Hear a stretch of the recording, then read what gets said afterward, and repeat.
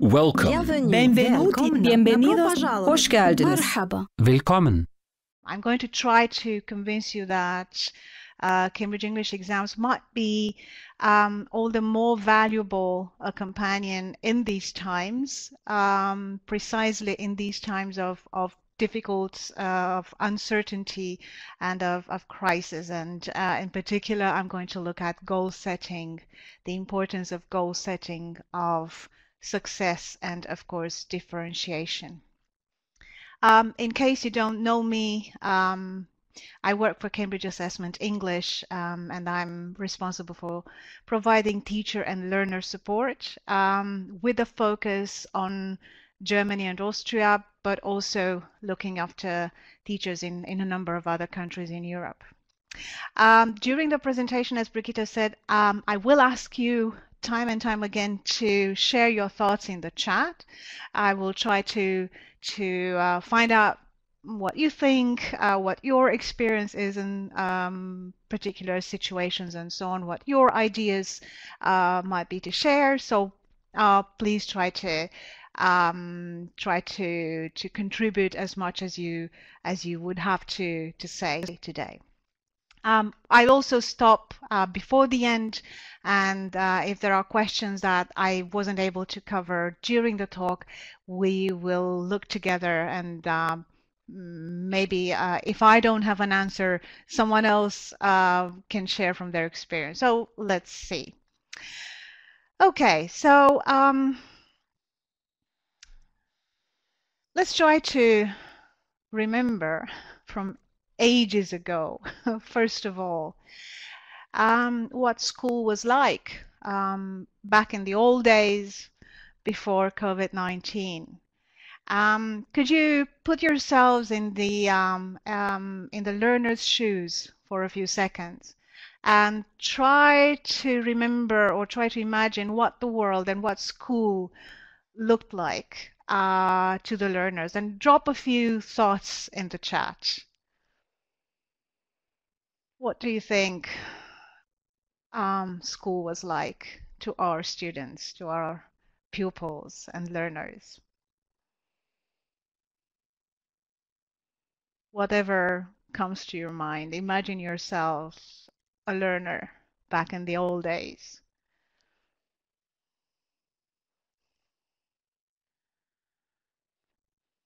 I can see that multiple attendees are typing.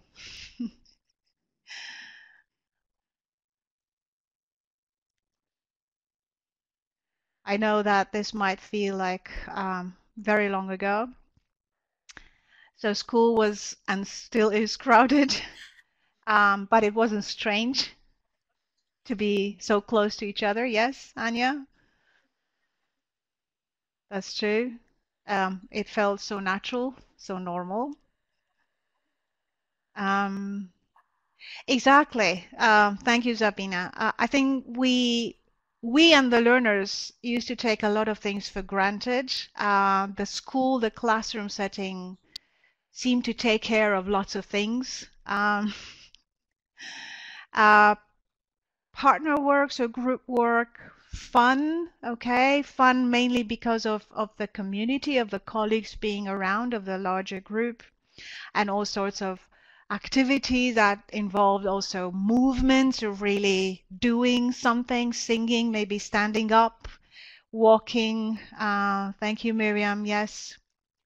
Okay, so I also try to do this exercise, this imagination exercise, this empathy exercise, and also activating my memories. And I tried to select a few things that I think are some of the things that you said we used to take for granted.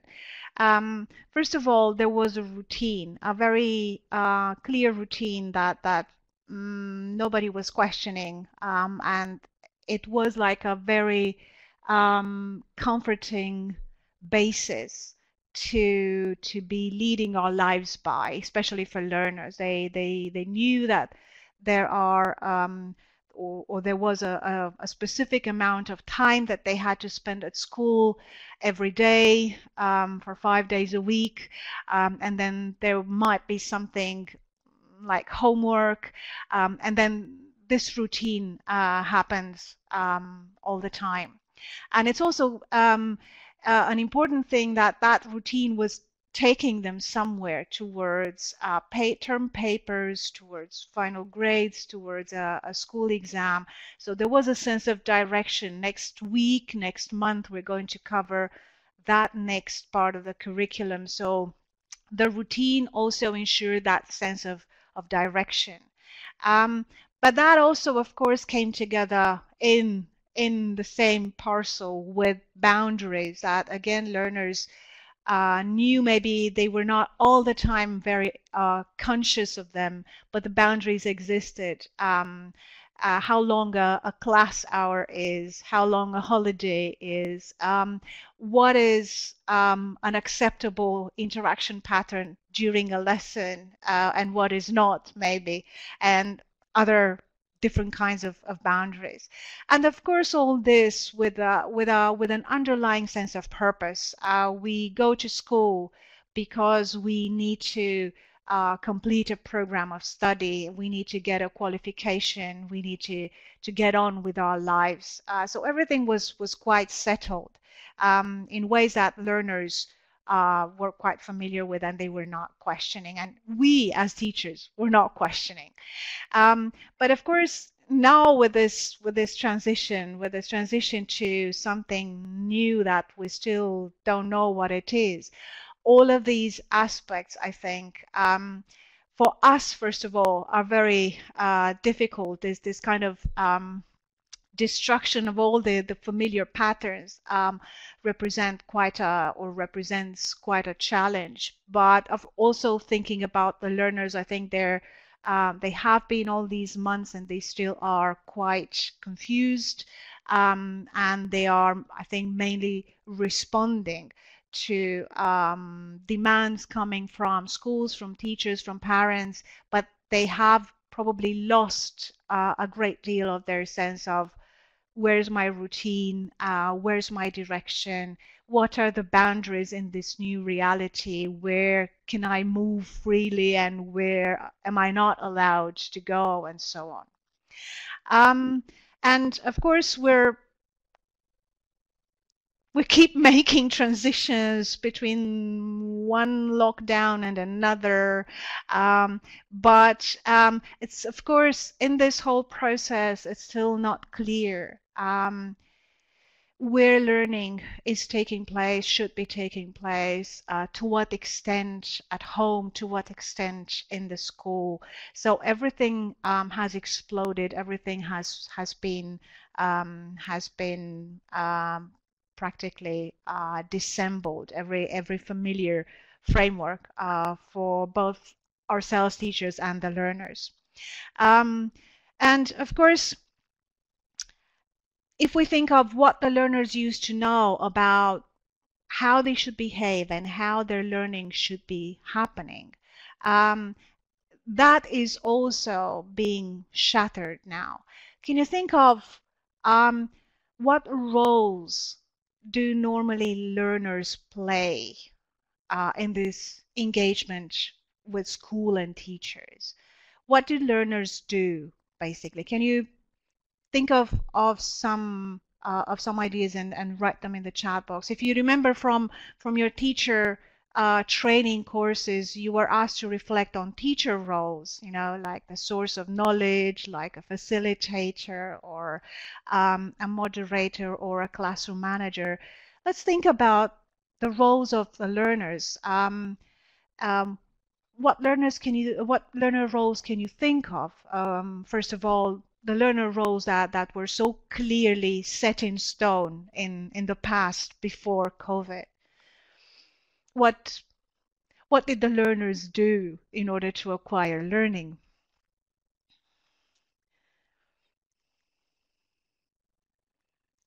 Because somebody said very nicely that lots of things were taken for granted, and probably that role of the learner behaving in a particular way was also part of this, one of these things that were being taken for granted. So they were listeners, Claudia. Yes, very nice, thank you. They were also active in the work group, sorry, in the group work. But of course, one very typical type of role or behavior was that they were listening to get the knowledge, to get the guidance, to get the orientation, to get the instructions from us, from the teachers. Right. So this is exactly, I think, the typical, the traditional role that learners had to fulfill in the past. It's learning together with the teacher, sitting in their desks, looking up to the teacher, both in the literal sense of the word and hopefully also in the figurative sense of the word. And they were used to getting specific instructions. When is the time to learn? When is the time to or when is the time to do individual study? When is the time to collaborate with a colleague? When is the time to do some extra self-study tasks, maybe? When is the time to take a break, and so on. And suddenly what is happening now is that they are forced, or they have been forced, to become something like a self-made learner, especially when there was no other better solution in place in schools, and learners, students had to simply access a library of resources that the teachers were preparing for them, and the learners simply had to access that library online, or they used to get the documents in their email inboxes.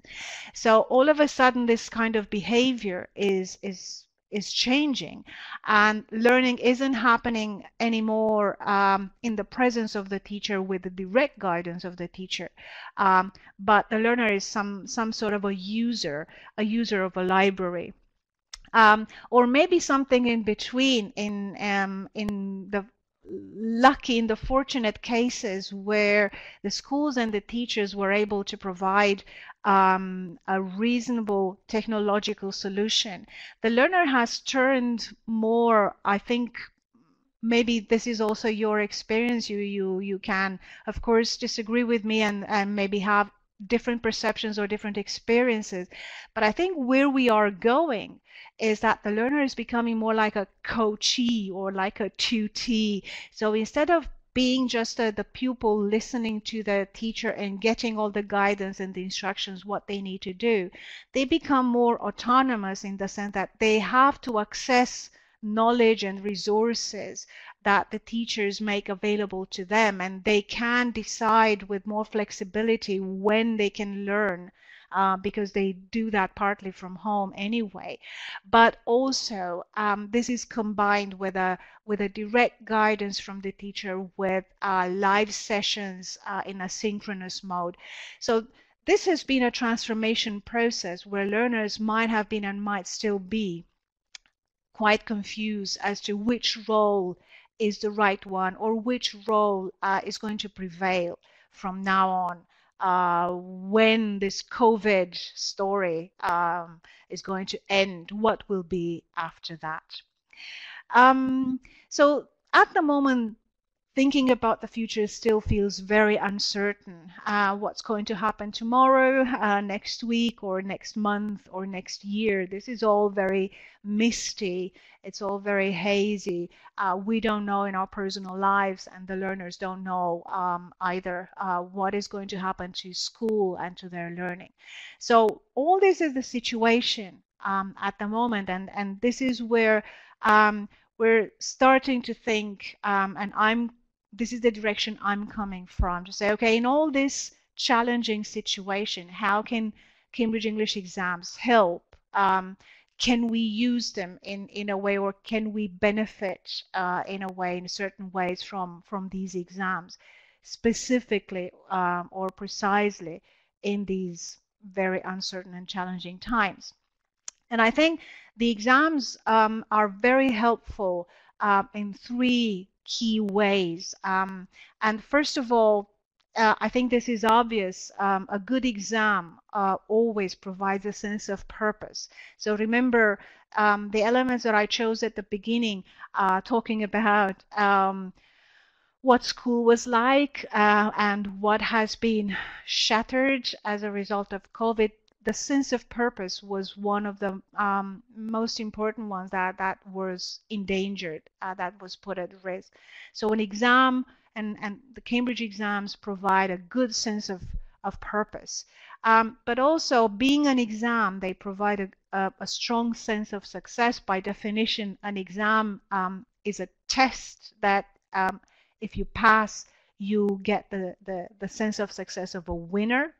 But of course, what exams and good exams and Cambridge exams in particular are very good at or good for in these times are because we now have to deal with differentiated skills in a more direct way, where we're forced to deal with these different levels in a more direct way than before in the classroom, when we had our group of students who might have been more confident and we were talking more to them. Now it's becoming more important to interact with each student, and there is the channel, the technological channel to do so. And now we are more forced to differentiate and deal with the mixed abilities and mixed competencies in our classes. So this is exactly what I'm going to look at. So I'm going to look at how these exams can help us in our teaching, providing a sense of purpose, both in themselves as exams and also how we can use them in our classroom. Look at how they can provide a sense of success, both because they are exams, so in themselves, but also how we can implement that into our teaching. And of course, more importantly, this will be in fact the part of the presentation where I'm going to focus more on how exams can help teachers differentiate better. So creating a sense of purpose partly is derived from having this goal-setting value at the heart of a good language exam, of a good exam in general, not just for languages. So I don't know if you're familiar with SMART goals, but Cambridge English Qualifications, they set a long-term goal, which is also a SMART goal, meaning they're specific, because students will want to sit a specific exam which represents a specific curriculum, a specific CFR level with a specific set of competencies to achieve. Of course, like any exam, it's measurable. By definition, an exam is a measurement. Achievable and realistic, of course, provided the learners are guided to choose the right level, the right exam that is suitable for their language abilities. And it's time bound also, because the exam is taking place on a specific date. So you've got something that is very much valued in the industry, in business, which is SMART goals. This is something that we can very well use in education and teaching. So making good use of an exam as a SMART learning goal for learners. And in the classroom now, thinking of the classroom, the long-term SMART goal, of course, creates a long-term sense of purpose and direction, because now the learners know more specifically where they're going, and the teachers also guiding them, they also know how to take them there. And of course, we, Cambridge English, are here to help anyway, and I'll come to that at the end of the presentation anyway, because we provide this wealth of resources and support. But also, it's not just the sense of direction. The exams also provide a clear map of progress towards the exam, because they are mapped on the CFR descriptors, and because the learning materials are very clearly linked to such learning goals, it's easy to map the progress of a learner during a term, let's say, or during a school year. Also, the long-term goal will, of course, inform the short-term goals at the level of the lesson. So in the lesson, this is nothing new, what I'm saying now, but you know, it's good practice to signpost the goals of the lesson or the goal of the individual activity, to tell the learners why we're doing that activity and how that activity will help them with which learning goal. So this will help us teachers to know when to offer help and learners when to ask for help. This will also help everyone know when they have been successful, when they have achieved that short-term goal of the activity. And of course, especially now in these times of fluidity, of uncertainty, maybe it's even more important to specifically plan a specific goal for each activity we're doing with the learners, and also signpost it accordingly, precisely because everything else around us is fluid and uncertain. It's becoming even more important, as you said, that we used to take a lot of things for granted. Now we have to make them more explicit each time. So try to make it very clear with every activity why we're doing that activity and what that activity is good for.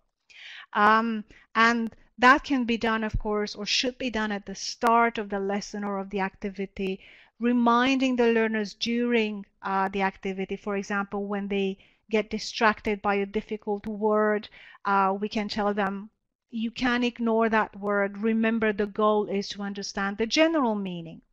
And of course, at the end of the lesson, saying, so you see, now you can do this. Let's say you can understand the main points of a speaker better than you were able to do at the beginning of the lesson. And I'm going to show you a quick example. This is taken from our resources lesson plans at level B1 for our exams at B1 level, B1 preliminary for schools. And the goal that you can highlight right from the start, before you even begin to do any discussions or any activity, is listening for the main idea. So you can show the learners two photos of two people.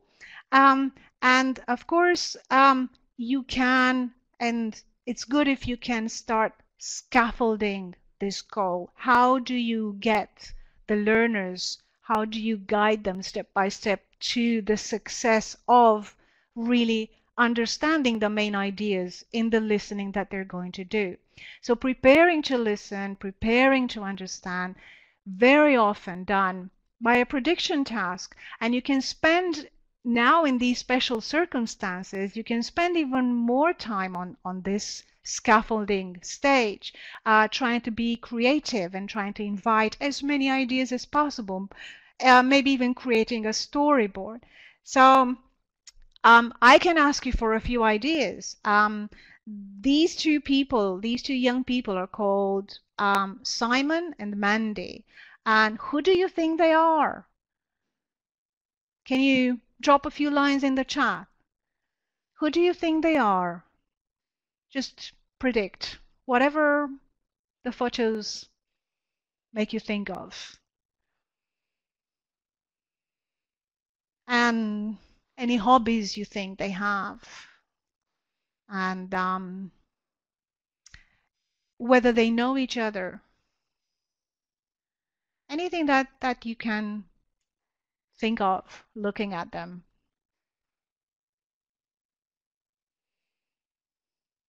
Soccer coach and students. Okay, open-minded young people. Yeah, thank you. Okay, do you think they know each other? They're students, probably interested in sports, right? Two youngsters still going to school. The girl likes football.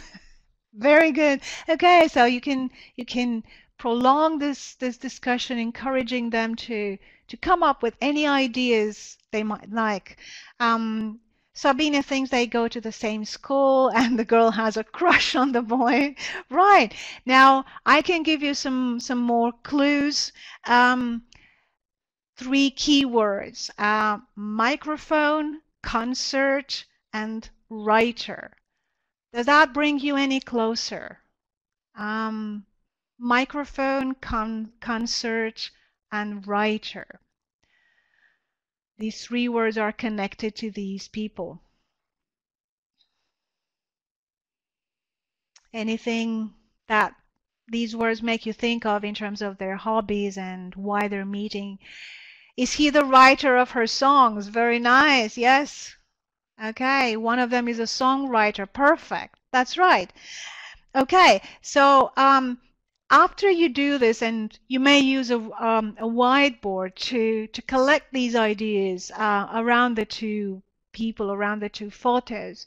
Now the learners are already more interested to hear, to listen, and to check their guesses.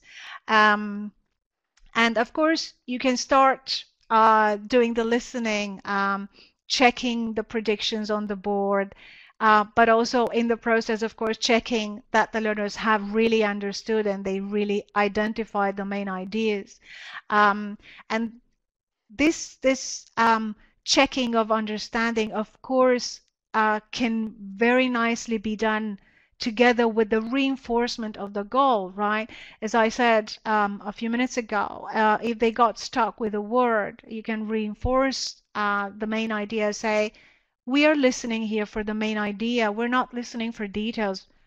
You can ignore that word. What is here the question here? What is the main idea that the question is requiring you to capture?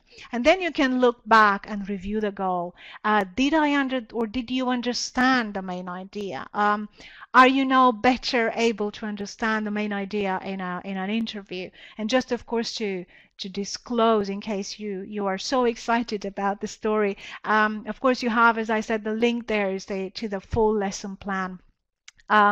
Simon is a music journalist, as some of you guessed, and Mandy is a singer, and Simon is interviewing her about her career on the radio. And this is a lesson plan to help you with listening part 4, which is a multiple choice task at level B1. So you can imagine each of the questions in the multiple choice task will require the learners to capture a main idea in the interview. Moving on to creating a sense of success. Now, this is again something that might sound obvious when it's about exams. Of course, this has to do, however, with the value of a good test that values learning, that assesses for the sake of learning, not just for the sake of providing a measurement. Remember that Cambridge English exams represent a full suite of exams that are built one on the other. The skills are building on each other on a continuum, on a continuous scale, so that the moment the learners or the candidates demonstrate achievement at the current level, moving on to the next level feels natural, and the next level goal is already in view and it's already achievable, because, as I said, this is a continuum of levels and language competencies. And about teaching, how can we use this design in our classes? Well, we can work with success criteria. What are success criteria and what's their value to the learner? Well, let's call success criteria a checklist that can help learners achieve their learning goals. And of course, we can use the exam's assessment criteria, but turn these assessment criteria around and adapt them for teaching and for our learners, converting them into success criteria. The teacher can, of course, you can, of course, create the success criteria with the class together. The assessment criteria of the exam are there for you as a source to resort to, but you can also decide that for this particular task in class, you may want to focus on one aspect and build your success criteria on that. And of course, there's not just the aspect of guiding the students' learning, but also the aspect of learners assessing their own performance, being given a toolkit to do that. And of course, success criteria will help both you and the learners.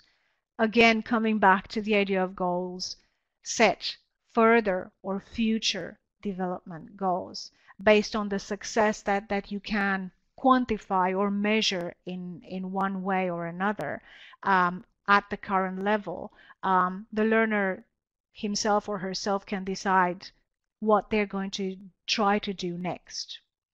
So a quick example is, this is again coming from level B1. This is a writing part, which is an email from a friend called Alex.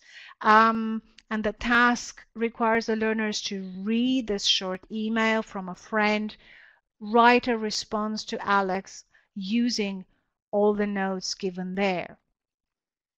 And of course, to create success criteria for classroom writing, you may want to resort to Cambridge English's assessment criteria and reformulate them or design them to be for learning for your learners. So the first criterion is content, answering the question. Did you answer the question? What do you have to do? What specific items of content do you need to include? Communicative achievement. Look at the task, go back to that email and the requirements. Who are you writing to? Check. Is this a formal or an informal email? Do you have to sound, what do you think? Do you have to sound friendly, or do you have to sound maybe distant or indifferent? Organization. Help your reader understand your ideas, the connections between them. How many ideas will you need to produce and how many paragraphs? So all this process is guiding the learners to thinking about what they need to produce. And of course, finally, the language. You can guide them to the language that you have practiced or you have learned or you have taught this week, let's say, and say, use the language we have practiced this week correctly in this email. And of course, as I said, this can be turned around and used for self-assessment then. The learners can use these success criteria and evaluate their own writing and maybe estimate how well they did, giving themselves some sort of rough scores. And then they can decide what they should have done, or they can work out what they should have done better. Maybe they didn't include all the points in the content question. Maybe they didn't really write in a friendly way, and so on. So they can decide, next time I need to improve this or that. And finally, coming to differentiation. This, of course, is based on the value of having this continuous, coherent suite of level-based assessments as Cambridge exams are. How can we use that? How does that help us in teaching? So first of all, to clarify this idea of differentiation in the exams themselves.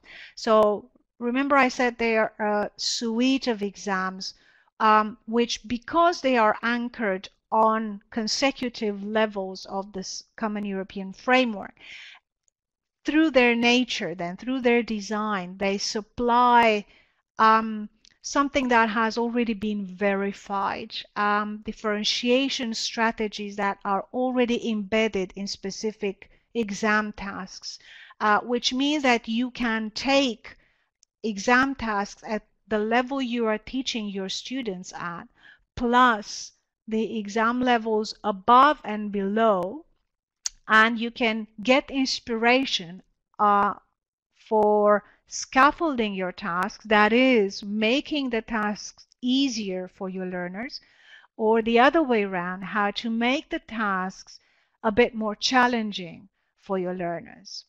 And also the exams being designed the way they are, they also provide plenty of resources, because you can actually use exam tasks at different levels. And as I said, the rich library of assets that we make available to teachers, lesson plans and activities and tests, are an invaluable resource for you. So you can use the design of the exams plus the resources to implement in your teaching to achieve this very important goal of differentiating in your classroom. So how is differentiation embedded in the design of the Cambridge exams? First of all, at the level of the syllabus, or what language competencies are tested at each level. This is the obvious differentiation. The other one is, of course, the task itself, what the candidates need to do in the exam in order to demonstrate those competencies. And that is also made up of two components. First of all, the task format. Is it a multiple matching task? Is it a multiple choice task? Is it a close, and so on? But also the input, the text itself. So you can have the same task format, let's say an open, close, a gapped text, one word missing. But that task can be level B1 or C2, depending on the complexity of the input of the text itself. And of course, the other way of differentiating complexity at different levels is the number of tasks, or you can view it the other way around, the time limitations. So of course, somebody who's taking level C1 will probably have to answer more questions than somebody doing an exam at level B1. So these are the three key components that help you differentiate then also in your teaching. And let's look at, first of all, at the syllabus. So at the syllabus of the Cambridge English exams, of course, is anchored, as I said, in the Common European Framework. That means that each exam has a clear syllabus of competences that is defined in terms of can-do statements, which means that each exam represents a summative evaluation, but through the level of detail provided by the descriptors and by the exam results, they are also a very useful, valuable, formative assessment, because it suggests or points to what might be the next learning goal on the next level. And here I'm showing you three reading tasks at three different levels, B1, B2, and C1. This is to exemplify a little bit how a task can be very similar, but how the complexity can be different at different levels. What I'd like you to do, and I'm going to show you each task one by one on the screen, I'd like you to identify what features distinguish, or what features make one task at one level more complex than the other task at the lower level. So here you can see all three of them. You can see that the text has been gapped. Things have been extracted from the text. The things that have been extracted, I don't want to name them what they are exactly, are placed at the bottom in a jumbled order, and the candidate has to put them back into the text in this way, showing an understanding of how the text is built and the overall meaning. So please have a look and drop your ideas in the chat, and in the meantime I'm going to slowly progress from one activity to the other so you can also see them individually on the screen. So first of all, the task at level B1. Don't spend time trying to read the text, but look at the instructions. Look at anything else that catches your attention. This is level B1. This is level B2.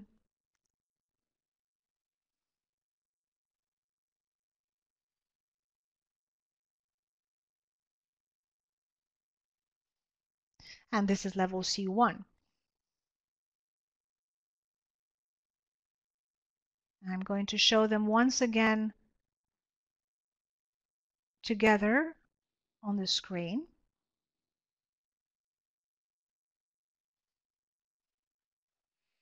So you can then again compare them better.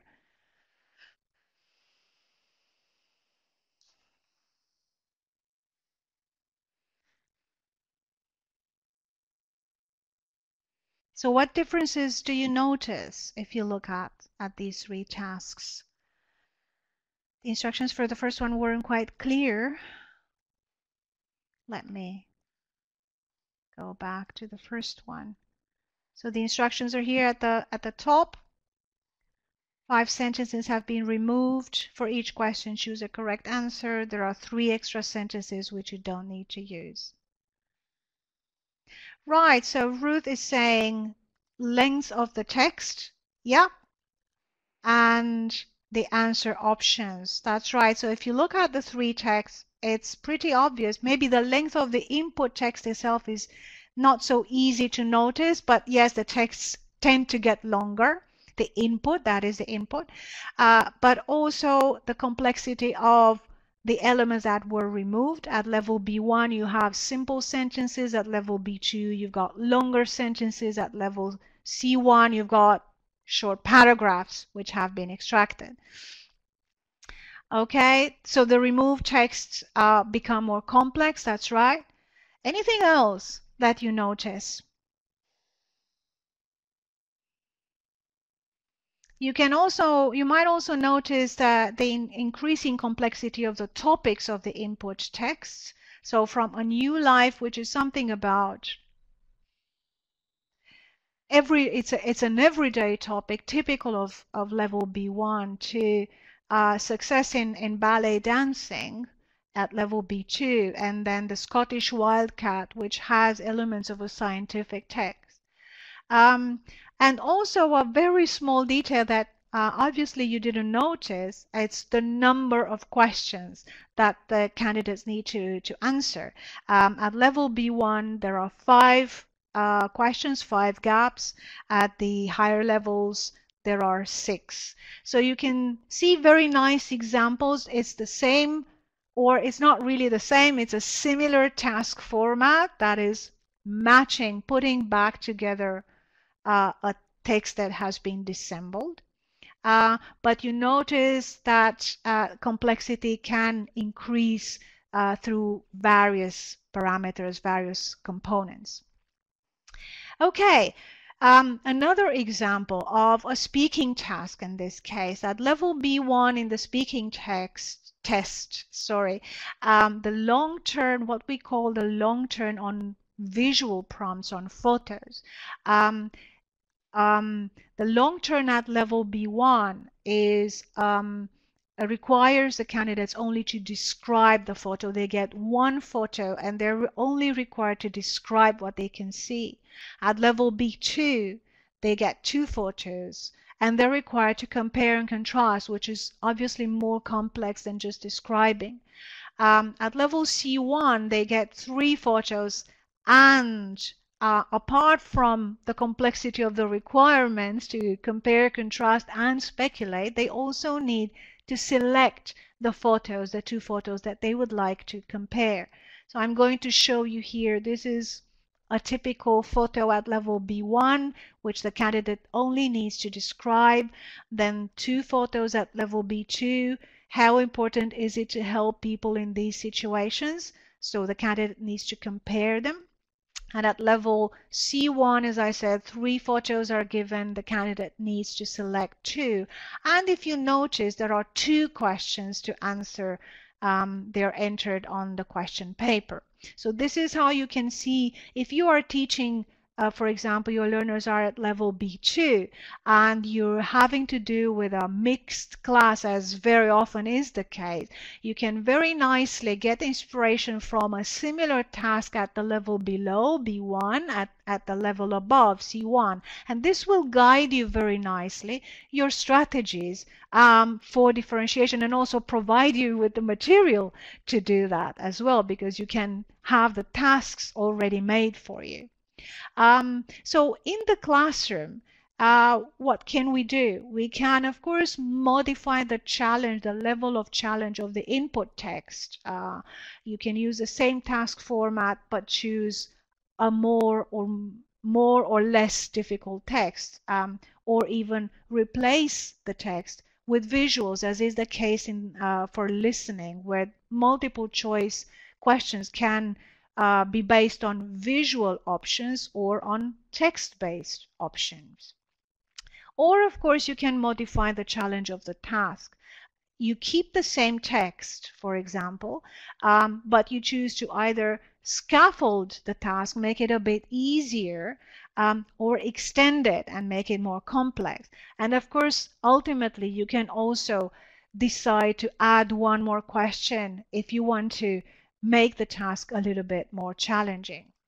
So I'll show you again an example for how to keep the same input but modify the task challenge. This is a speaking task that is inspired from what I showed you a minute ago. So this is a C1 speaking task. You've got the 3 pictures. And here are the instructions. So here are your pictures. They show people together in different situations. I'd like you to compare 2 of them, saying why the people might be doing these things together and how the people might be feeling. Right? Any ideas? Can you drop some ideas in the chat? How you could scaffold this task, or how could you make it a bit easier at the beginning, taking your learners step by step to the final format at level C1. What could you do? You only have these pictures in the class, in the lesson. How can you do this task a little bit easier? Any ideas? Elizabeth, I'm going to answer your question in a moment. Miriam is writing something.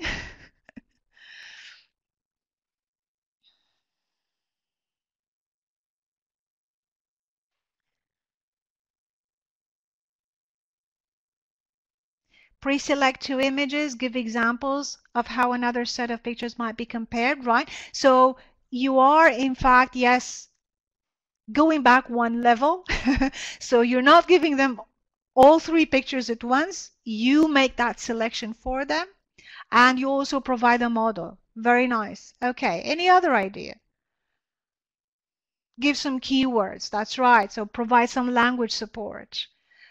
You might add a little context for some pictures, right? Again, maybe like in the case of the listening task, do some sort of prediction or discussion. What do you think the context, the situation is here around these pictures? That's right. I'm going to show you my idea because time is well, not pressing us, but anyway, we need to move on. So I'm going to show you my idea.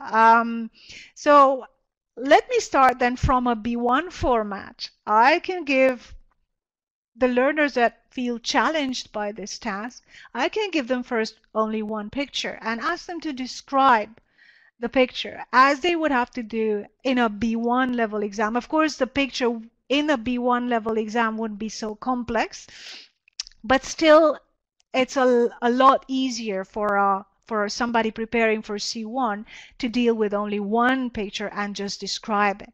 Then I may gradually increase the challenge. I may give them the 2nd picture or a 2nd picture. Again, as someone here said, I would make the selection and give the two photos together. Now I give them a B2-like exam task, saying compare and contrast these two photos, saying why the people might be doing these things together. This sounds very much like a B2 first speaking task.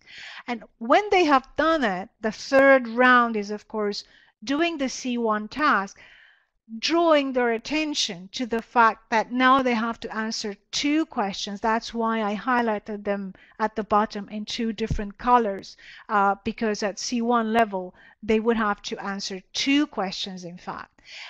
So this is how you can use the resources from the levels below, which the Cambridge exams supply to you ready-made. You can select them for your class, bring them to class, and use them to differentiate. Elizabeth, the materials are taken, yes, from the handbooks, from the sample papers available free of charge on the website, and also from the lesson plans in our teaching resource section on the website. So they are freely available, yes. Okay, another way of differentiating here on the same task is simply you give them the task, but you don't expect all of them to produce the same level of output. So some of them might respond by giving you a typical B2 kind of performance, which might be an extract like that. I'm giving you a few moments to read it.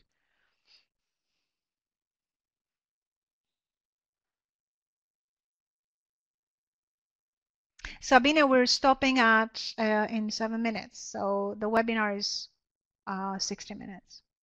And I'm nearly done. And an impressive response at level C1 might be this. So another way of differentiating is, right, you can assign the same task, but you're differentiating by allowing for responses to be at different levels. And this is a lot higher at impressive response at level C1, not just by using more complex and more varied vocabulary, but also because this response does what C1 requires them to do, and that is speculate and using hypothetical language. Right, another way is, as I said, to keep the task challenge, the task format, but just modify the input. And with a multiple choice listening task, this is not really a good example. You can see at level B1, as I mentioned a few minutes ago, the first multiple choice task is based on visual input, whereas at level B2, the options are text-based. Why this example on my slide is not a perfect one is because these are two separate tasks. But this is just to illustrate the idea that if you have a B2 group and you want to make this multiple choice task easier, you can first of all replace the text-based options and provide some pictures instead, or a graph or something visual instead, and that will probably make the task a bit easier because the learners won't have to read and process the options themselves. Right, so to wrap up, why could Cambridge English Qualifications be a very useful companion to you and your learners in these times?